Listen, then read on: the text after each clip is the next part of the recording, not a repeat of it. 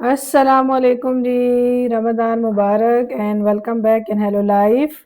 तो कल मैंने आपके साथ जो है ना वो अपनी सारी डिटेल की वीडियो शेयर की थी जिसमें हमने इफ्तारी की थी, कुछ फ्रेंड्स की, किसी को घर पे बुलाया था और कुछ मैंने नेबर्स को भेजी थी।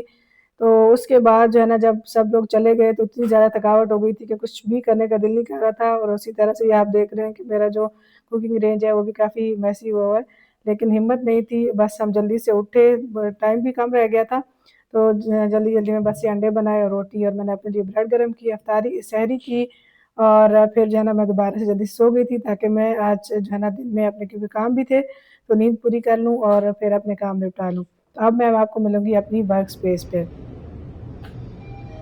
जी, तो हम पहुँच गए हैं इस बिल्डिंग के अंदर। ये वो बिल्डिंग है जिसमें मैंने जब यूनिवर्सिटी जॉइन की थी तो सबसे पहले मुझे यहाँ पे सिटिंग प्लेस मिली थी और यहाँ पे मैं बैठा करती थी, यहीं पे मेरी लैब भी थी। उसी में मैं अपने एक्सपेरिमेंट्स वगैरह भी करती थी लेकिन फिर किसी रीज़न्स की वजह से जो है ना ये यहाँ से मुझे सब कुछ बंद करके दूसरी बिल्डिंग जाना पड़ा।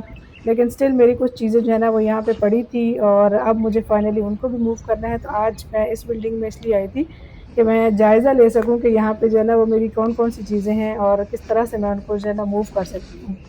तो बीच में दोपहर के टाइम पे ना तकरीबन 12 बजे के टाइम पे मुझे आज क्लिनिक जाना था, कुछ ब्लड सैंपल्स देने थे, तो वो देने के लिए मैं निकली हूँ इस वक़्त यहाँ पे और आज जो है ना मेरे साथ एक अदद आप कह लें कि हादसा हुआ है। जब मैं यहाँ से क्लिनिक गई और क्लिनिक में मैंने सैंपल दिया, वापस जब मैं आके बैठी हूँ अपनी गाड़ी में, तो मुझे पता चला कि जनाब इसका जो टायर है वो फ्लैट हो चुका है और अब मैं उसको ड्राइव नहीं कर सकती थी। तो फिर जो है ना मैंने कुछ इधर-उधर जुगाड़ लगाए, कुछ इमरजेंसी वालों को कॉल किया कि अब मैं क्या करूँ? तो फिर उन्होंने मुझे कहा कि आप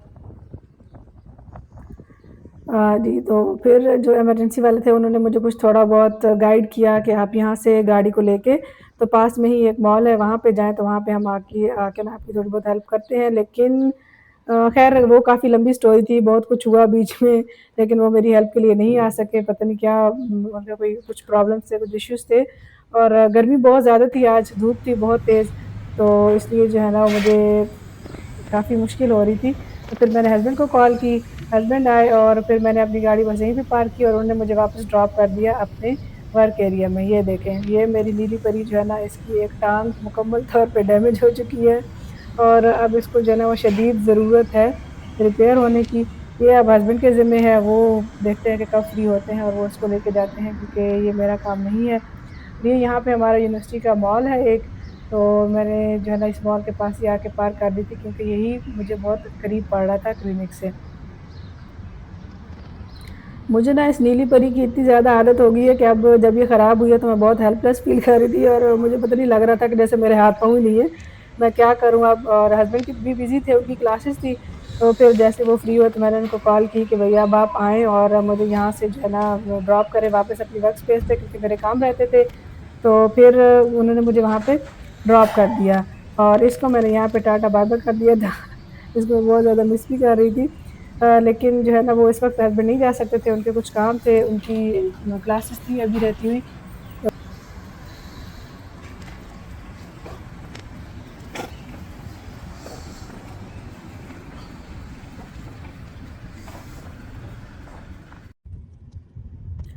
तकरीबन 3 बजे के करीब ना मैं फ्री हुई तो मैंने हस्बैंड को कहा कि आप मुझे आके ले जाएँ अब मैं फ्री हूँ, लेकिन उनके कुछ फ्रेंड्स आए हुए थे और वो बच्चों के साथ भी बिज़ी थे।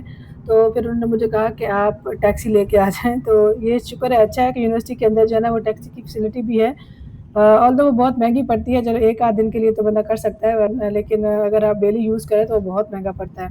जो यूनिवर्सिटी वाले हमें ट्रांसपोर्ट अलाउंस देते हैं ना, वो 1 हफ़्ते के अंदर हमारा ख़त्म हो जाए इससे। तो यहाँ पे जो है ना मैंने बहुत मिस किया अपनी नीली परी को।